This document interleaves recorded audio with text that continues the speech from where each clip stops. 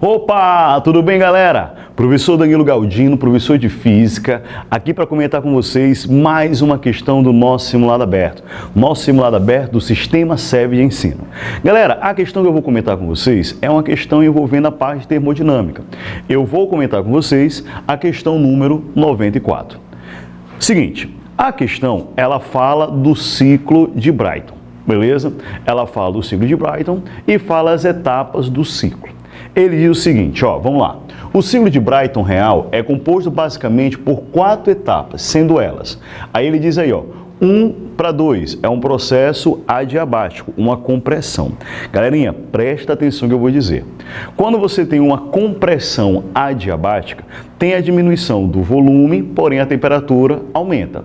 Então, de 1:2 o volume diminui e a temperatura aumenta. E não tem troca de calor, porque ele é adiabático.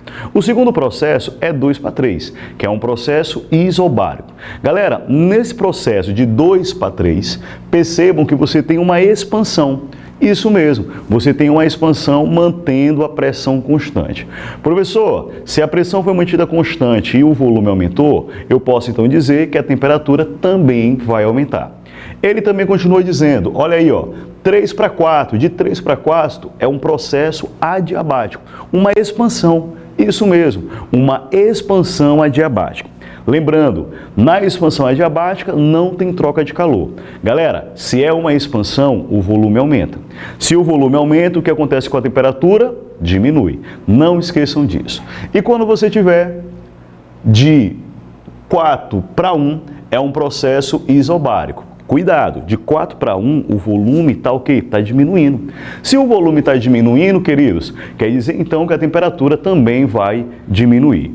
Baseado nisso, no ciclo de Brayton real, ocorre um aumento de energia interna do gás. Queridos, para que possa ter o aumento de energia, tem que ter o aumento de temperatura. Nós vimos que o aumento de temperatura, ele acontece em 2 momentos. Ele acontece quando você vai de 1:2, que é no caso uma compressão adiabática, aí nesse caso o volume diminui e a temperatura aumenta. Então, nesse caso, a energia interna aumenta. E quando for de 2:3, que é uma expansão isobárica, tem o aumento do volume e também tem o aumento da temperatura. Nesse caso, a alternativa correta é letra C. Letra C de Escolhi Vencer, sou SEV. Valeu, galera!